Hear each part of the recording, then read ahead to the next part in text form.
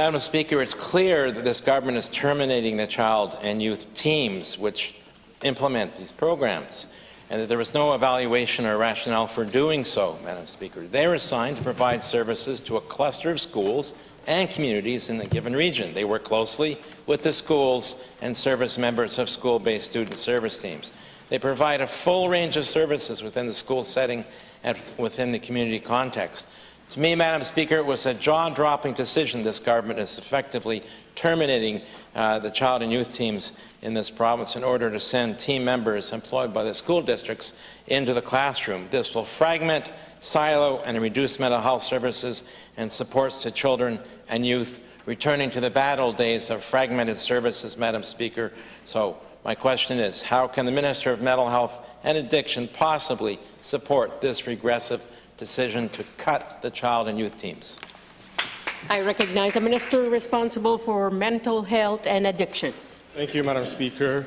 I want to start off by saying that we are committed to working together between departments. We have that ongoing, and we have broken down the silos with the ISD framework, and that guiding principle will continue to remain in place. Frontline staff, like I said, will continue to deliver care across our schools and communities, and quality of service will continue to be a top priority. The guiding principles remain. Silos are broken down. We don't want kids having to, retell their story multiple times. That's why this was put in place. It's been done on the Francophone sector for a number of years now. It's continued to work well in that sector. The Anglophone sector will adopt that as well. And what I can say is that we will monitor the implementation of this new policy. We will evaluate and ensure and make sure that access continues to be had at the quickest opportunity to ensure kids get the help they need. I recognize the leader of the third party. Madame la Présidente, les équipes de l'enfance et de la jeunesse qui fournissent des services intégrés aux enfants et aux jeunes qui ont des problèmes de santé mentale, ils ont changé la vie de jeunes dans tous les coins de la province.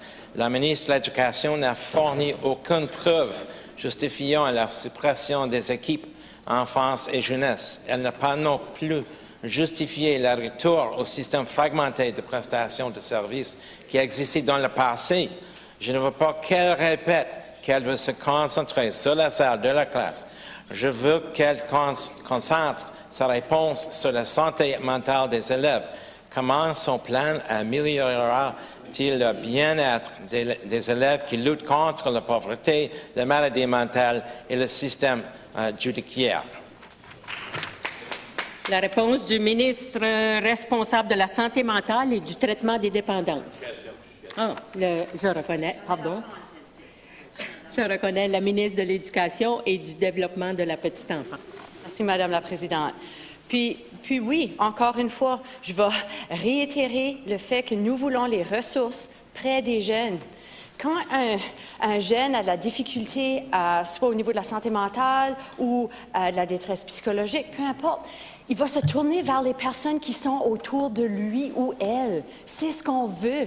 Puis le plus qu'on peut avoir de ressources près d'eux autres, qui peut agir de façon flexible et agile, puis répondre rapidement aux besoins des jeunes, c'est ce qu'on veut.